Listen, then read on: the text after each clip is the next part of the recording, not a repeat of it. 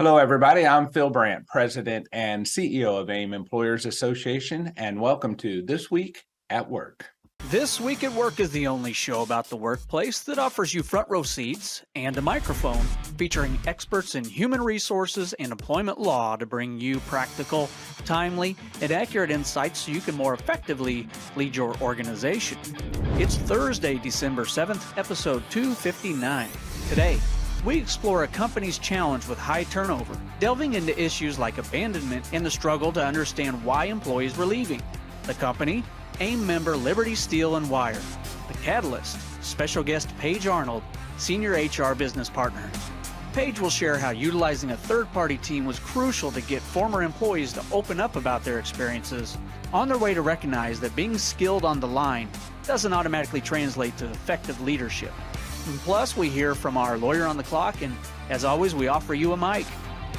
All this and more on This Week at Work.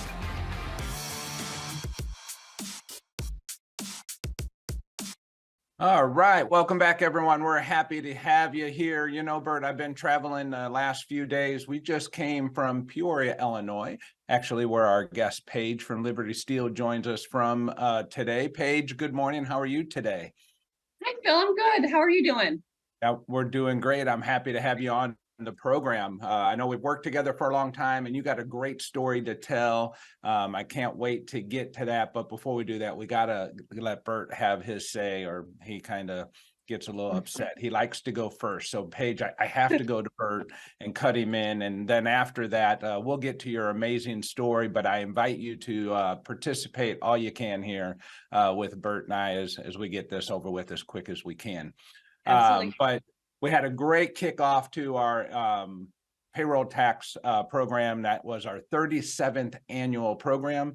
There's still opportunity to participate in that. If you've missed that program, there's another one that kicks off here this morning at 8 o'clock. That's our virtual and simulcast program, as well as it will be available for recording after the fact if one of these 2 days don't work for you. So don't miss the 37th annual payroll tax program.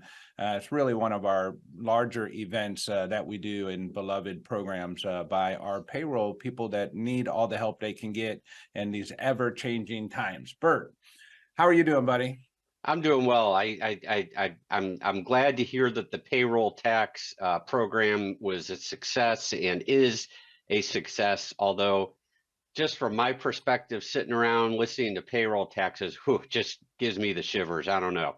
It does, but you sure like that payroll or that check to be right, and you like for the deductions to be the way they need to be and not a bit more than necessary. So it is an important process, but I tell you, there are some very good payroll people out there, and they do an amazing job. And what always amazes me is how many people one payroll person can process and how many states they do it in, and the inherent knowledge that they learn over the years is absolutely amazing. Oftentimes unsung heroes, that's for sure. They are. And what was fun to do was listen to them talk about how they will have to work on which days through the holidays, you know, because you still expect your payroll to process. I see Paige shaking her head because nevertheless, someone's going to work on those holidays to get the payroll right.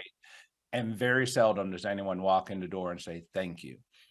So, hey, let's thank our payroll people today. Bert, are you ready for lawyer on the, well, before we do that, let's get to our questions. I know you're going to give me a friendly reminder. Yes, I was so ready for that. I'm not going to give you that chance anymore. All right. So we have a few questions here. They're centered around our topic with Paige.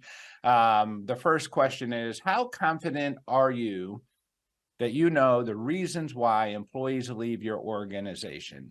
Now, think about this one for a minute, because if you say, oh, I'm very confident, and people keep leaving and you have high turnover and you're not doing anything about it, then that's another question. So how confident are you that you know the reasons why people leave your organization? That's question number one. Question number two, would you consider the opportunities for professional development and career growth a strength of your organization? It's a simple yes or no.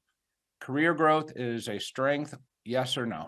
And finally, we have 3 questions all put together by producer Nick here. My favorite, the word cloud. If an employee stops showing up for work and you never hear from them as to why, how does that make you feel? And remember, we're a PG-13 program, so keep the word cloud semi-clean.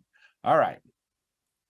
Phil, for the word cloud, I'm just gonna throw it out there, and it's kind of 2 words, but it depends. It But go ahead. depends. Oh, no, it doesn't depend. There's only maybe I can understand that, like in the most extreme emergencies. But what I have found in my career is in those most extreme emergencies, people still make the call.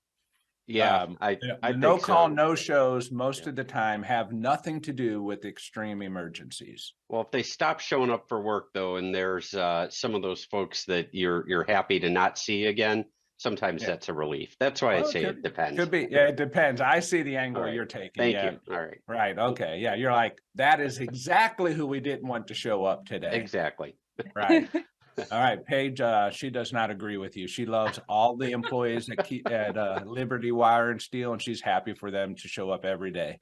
Absolutely. All right. All right, Bert, are you ready to do some lawyer on the clock work? I'm ready.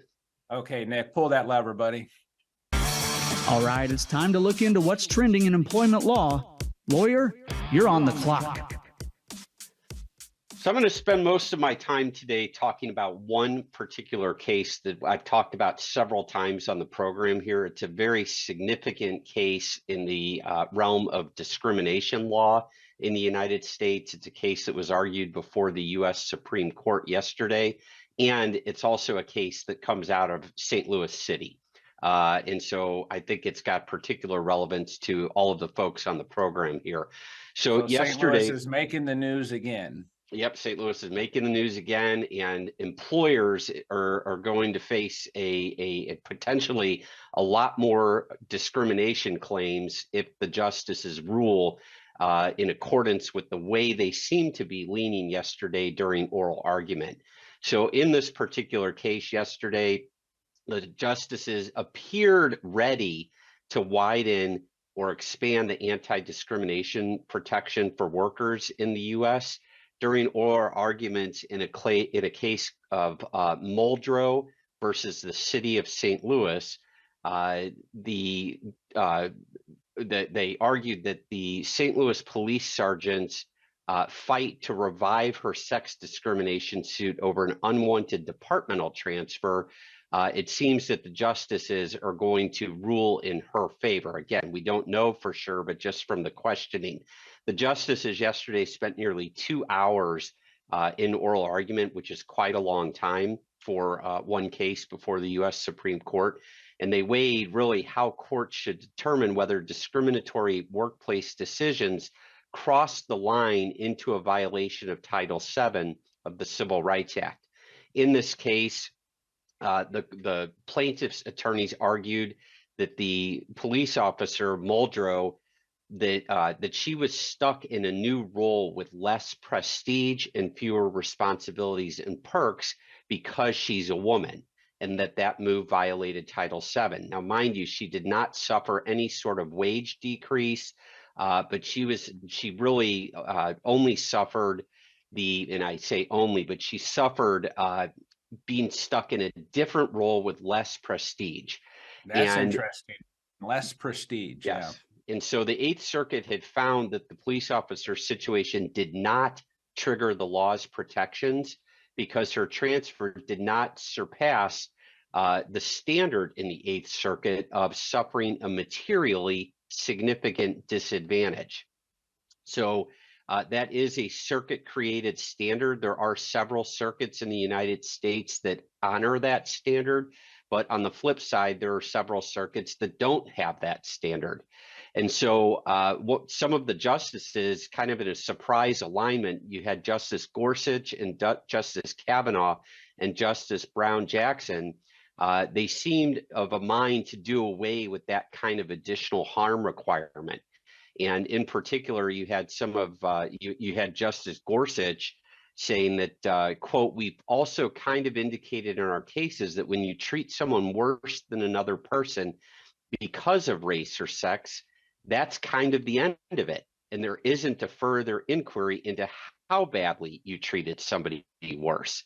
And so that really kind of marks a bold statement by one of the court's more significant conservative justices there. Gorsuch also said that adding a construct that we come up with that's artificial will weed out claims that Congress in 1964 thought profoundly important to include. Justice Kavanaugh, also another conservative justice on the court, further argued that treating someone differently based on race, for example, that in and of itself is the harm. And you don't really need to measure how much somebody was discriminated against. And so, again, I think the significance here is that we're in a situation, it seems that the Eighth Circuit is poised, the Supreme Court is poised to do away with the Eighth Circuit standard of sort of a material harm, and any harm is sufficient, would be sufficient if the Supreme Court does away with that standard. What that means for employers is you really, really need to be careful because any sort of adverse employment action would, treating anyone differently based on the protected category, no matter how differently, can subject the employer to claims under the standard if that in fact becomes the standard. Absolutely. That will be a revolutionary change in the concept of material. Yes. When you start talking about prestige, I don't even know how you measure the perception of prestige. That can be so individually perceived in that sense. That seems really complicated to me. Well, I agree, and I think. Oh yeah, thanks, Paige. That's exactly right. It's I think the point here is that what the justices would be saying is that the courts should not function as a gatekeeper for determining what constitutes an adverse employment action. That's a question of fact for a jury to decide someday, whether the person truly was discriminated against and whether the prestige that they lost by the transfer really is some form of discrimination. So we'll wait and see how that shakes out. I will be sure to report back on the decision once that is issued, because it is a very significant case. I also happen to know, not very well, but I do happen to know one of the attorneys that argued on behalf of the city.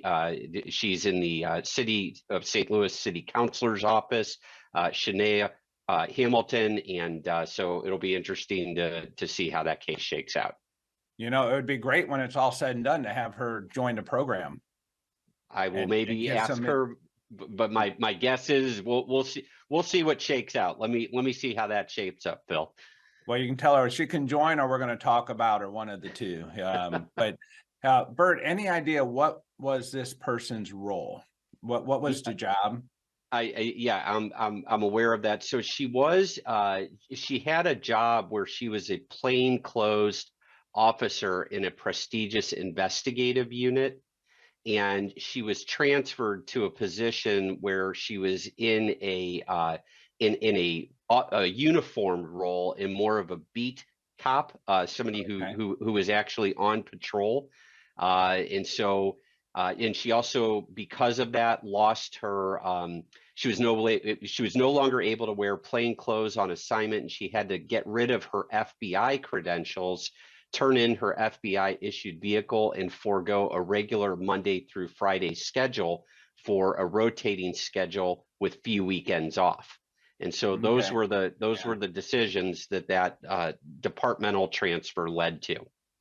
Okay, yeah, interesting. That's starts to give us a little bit of insight. We look forward to hearing what the ruling of that will be. Any idea how long that would take, or is this something we'll know by next week? No, we won't know next week. I would say anywhere from about 2 to 6 months. Okay, well, that sounds like America to me. All right, there we go. All right. Okay. So I talked about that one in detail. I know we've got a great guest on the program, and I think that's going to be the only one I'm going to cover today, trying to stick to my 8, 10 minutes, something like that, but 6 minutes of lawyer on the clock.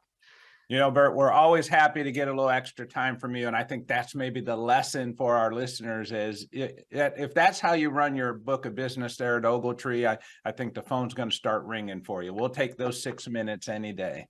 Thank you. But yeah, but great job as always, Bert. That's a very interesting case for all of us to follow.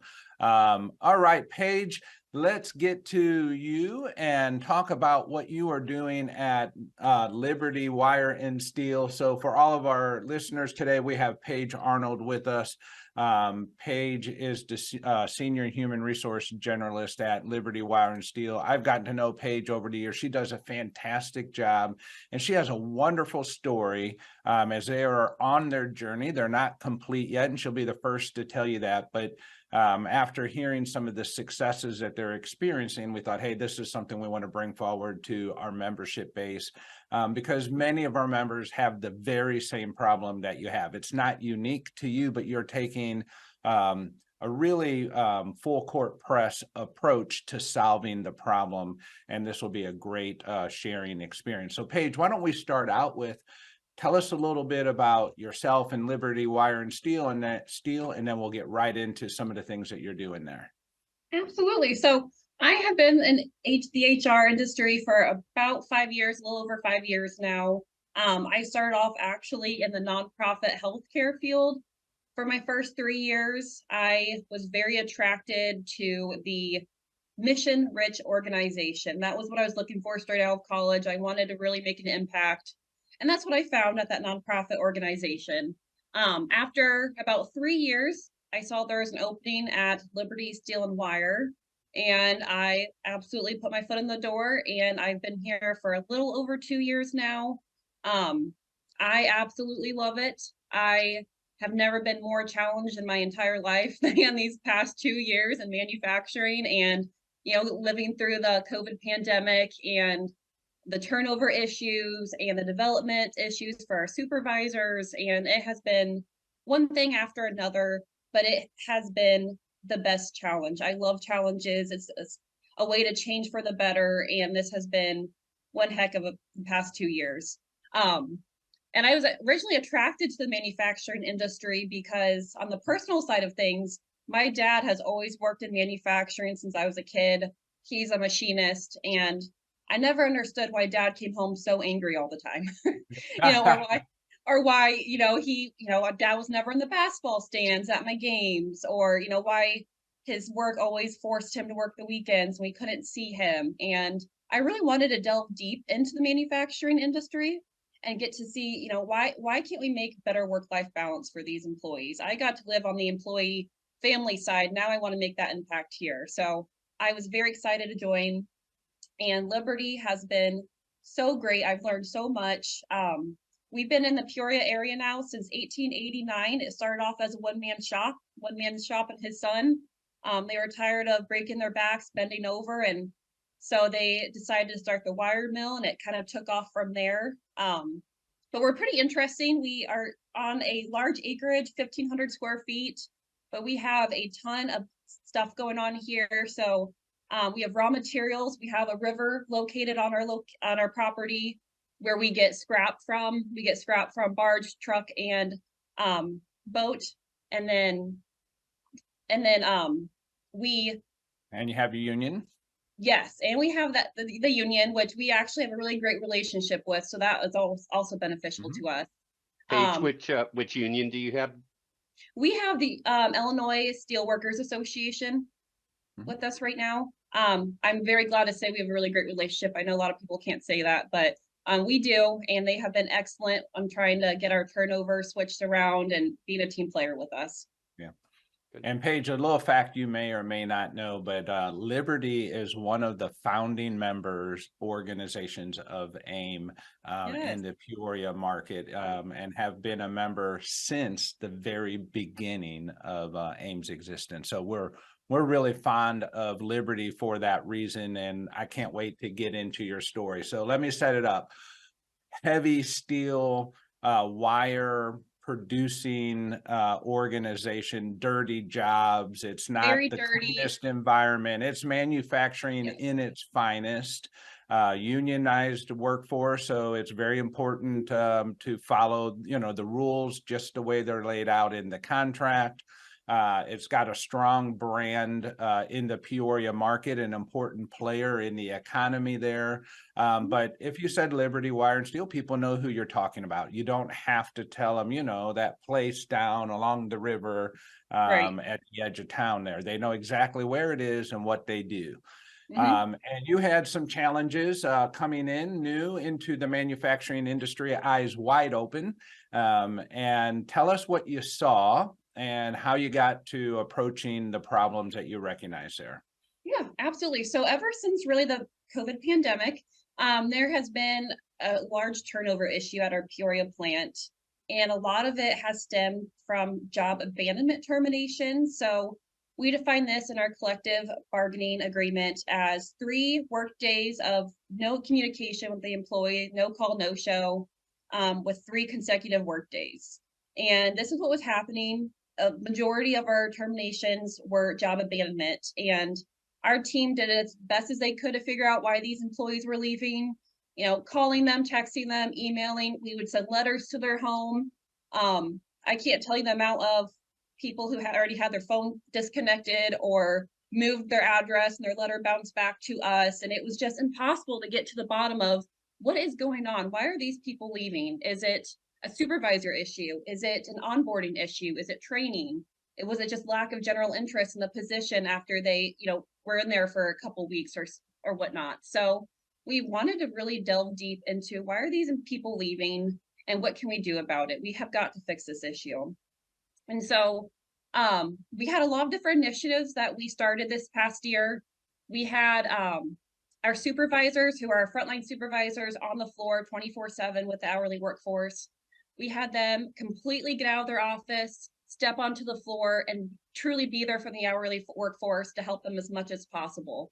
Whether that's a new hire who's, freshly out of orientation and doesn't know how the heck to run the machine, and so, they're helping them, or if it's a 20-year-old employee or 20-year employee who's been here for many years, and maybe they're having some issues with a younger employee, because those multi-generational So some differences generational are opportunities huge. here. Yeah. Yes. So Paige, somewhere along the process, you learned the supervisors had a burden of administrative responsibilities that kept them from the core element of their job duty that you wanted them to do more of as an organization, which was spend time with the employees. So they had Yeah. this administrative burden, and you took an approach to relieve them from some of that administrative burden. What was that first step that you did there? We worked with a staffing agency to bring on temporary clerks during that time for each department of the mill, so that supervisors can truly be on the floor and those clerks could take over those admin duties. And while they were here, I worked with leadership to see, okay, what of this list of admin duties can we automate? What can we eliminate? What do we need to delegate to another department? Or what do supervisors absolutely have to keep? And so Yeah. we did that very well, and we were able to get that switched and eliminate, delegate, automate everything else. So Now, that did the was supervisors, did they see this as a good thing that you were relieving them of some of those duties, or did they really want to do those duties versus the duties of, working one-on-one with the employees? a lot of them. They really liked to work one-on-one with the employees. They love the Yeah. employees. So they really liked that. They enjoyed that. They thanked us for that. It helped them a Yeah. lot. I would assume that would be the case. All Yeah. right, so you had a high turnover. Give us an idea of what high turnover meant for you at that time. We were seeing about 30 to 40 employees leaving every single month for the past year and a half. Okay, that is quite a bit. Out of how many employees in that group? We have about 900 employees here at Liberty, and only 880 of them are management, so the rest are hourly. All right, so quite a bit of turnover. You're having to hire consistently every day in order to just stay still.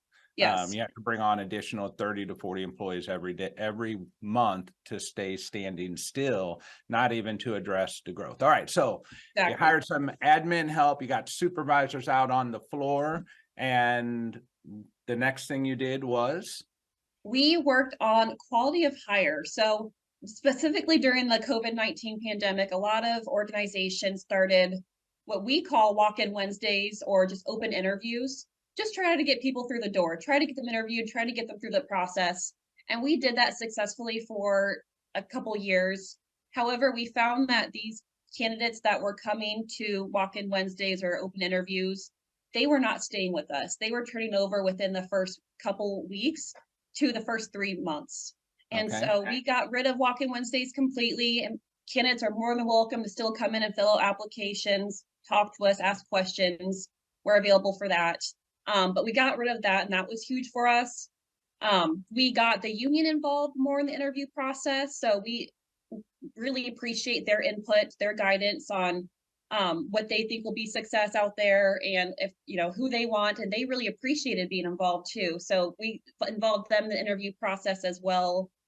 We changed up our interview process to where instead of our HR recruiter interviewing 5 people at once, it's just one-on-one now, so we can truly gauge if they would be a good fit, and especially what department would they do good. In steel mill where it's hot and sweaty and you're working in a team, or the wire mill where you're working very individually on a machine. Another thing that we did, which I think made a huge difference, was the candidates would come back after their first initial interview with our recruiter, and we would make them get in full PPE. So fire resistance jacket, steel-toed boots, glasses, ear protection, hard hat. The steel mill requires much more protection, so we'd get them in that too if they're going to the steel mill. Just so they're not surprised when they get in there, because I think a big part of that too was once they got into their position after orientation, it was just a shock to them. We didn't give them the realistic preview. We have talked about it in the interview, but it's different talking about it versus actually seeing it. So we get them all dressed up in their PPE and then take them a tour of the mill so they can exactly see just how dirty it is. In the summer, It's nice because it is very hot. We have no air conditioning in our building. So, they got to see, how hot it can get. And we liked that because we are trying to get those people out who are going to quit within the first week or so after. We went through a little process to weed them out, Yes, and exactly. give them a sample of what it's going to be like to even dress in the required gear. Yeah, exactly. Because safety is at the forefront of what we do. We want to make sure, that's what we see is, we're constantly having to write people up for just not wanting to wear the hard hat or glasses, or, we want to make sure, hey, safety is at the forefront of what we do. You have to wear your PPE. Excellent. All right. And then you took approach to training and coaching very differently than you've done any time that I've known Liberty. I keep wanting to say Keystone, so excuse me. I know, it's hard. I know you're Liberty today, but yes, go on. Yeah, so after we did that, that was a lot of success, but we still were not seeing the results what we wanted. So we decided to really focus in on our supervisors. We believe if you take care of your supervisors, they will take care of your workforce. They will take care of the hourly colleagues. If they feel appreciated and valued, they will do anything to make sure that hourly employees feel appreciated and valued. So we really focus in on the supervisors. When I first came here, I was a little bit surprised how much we promoted from within, from the front line to supervisor roles. It was just automatic. If there was a supervisor opening, of course, there'd be 10 candidates from the front line trying to apply. And most of the time they got it. And they had very little supervisor experience, very little leadership skills. And we did not provide them with any training at that point. So we reached out to AIM. Matt Weidman's our contact. He's fantastic. And we started supervisor essential training, where we would have an AIM trainer come on site and meet with all of our frontline supervisors to go over just the basics of supervisor essentials. And the feedback we got from our supervisors was absolutely phenomenal. They really enjoyed the trainer. They really enjoyed that we were valuing their development and that we were giving them the opportunity to develop them into what we want them to be. We want them to be a great leader for the hourly colleagues. So we started doing that, and we do that quarterly right now, just making sure we get all supervisors in that training, anybody new that we hire in, as well as we're also taking, more of our office staff, if you say, to take that training as well. So we did that, and then we realized that we really need to take more additional steps for these supervisors, because there's a heck of a lot of stuff that happens on the floor on a day-to-day basis. And a lot of the times these supervisors just don't have that experience, how do you deal with two colleagues fighting? How do you deal with inappropriate comments? What do you do if a machine breaks down and maintenance isn't around? And Hey, those are all unique to your business. None of our yeah, other listeners ever deal with that stuff. yeah, right. Those, Yeah. those cases never end up on my desk. Yeah. It's nonstop. And so we reached out to Matt Weidman once again. I think he was probably getting tired of us at this point. And we said, Matt, I think what we want to do is bring on job coaches to be on the floor with the supervisors, not just virtual, not just in an office. We want them to be on the floor with them so they can see exactly what our supervisors deal with on a day-to-day basis and give them coaching in the moment. That's what they need, is in the moment coaching. And he sent Tracy and Ron our way, and they have been working with us since August now. 77% of our supervisors have been hired from or have been promoted from within. So 77% of our supervisors have not gotten any additional training other than that supervisor training that we just had them go through recently. So very, very new supervisors, and it is going so great. Ron and Tracy, I told them you're going to have a hard time getting these supervisors to open up. That's what we tried doing. HR tried getting on the floor for 3 hours a day, and we just found that people would scatter away from us. It did the opposite effect. HR is coming, we want to scatter, they're going to do this and that. It was just the reputation of HR, unfortunately. No matter how hard we tried and how many times I brought them Gatorade to try to get them to talk to me in those summer months and bring them cool rags. I tried everything I could, but they just did not like to open up to HR. So Ron and Tracy have been fantastic. They spent a few days just trying to get them to open up before going into and delving deep into the training and coaching they wanted to produce with the supervisors. So they come a few days a month and meet with the supervisors on the floor, offer that coaching, and it has been going so great. The supervisors are in such a better mood and spirit. They're energized again. They like having that job coach right there with them, because they don't know what to do in the moment when something is happening. And it's hard for them to go back to their manager and say, well, I guess I should have done that. That job coach is right there to help them. And So Paige, tell us some of the results that you are seeing now. So you were up over 30 job abandonment and resignations on a monthly basis. And where are you at now? You're only a few months in, so yes. Just tell us what kind of results you're seeing as a result of the efforts you're making. Yeah, so over the last few months, we've already made progress, and this is reflected in the month of October. We haven't quite got our numbers around for November yet, but October was our lowest number of terms we've had in 2 years, since December of 2021, which that was about 16 terminations that month, and we had 13 in October.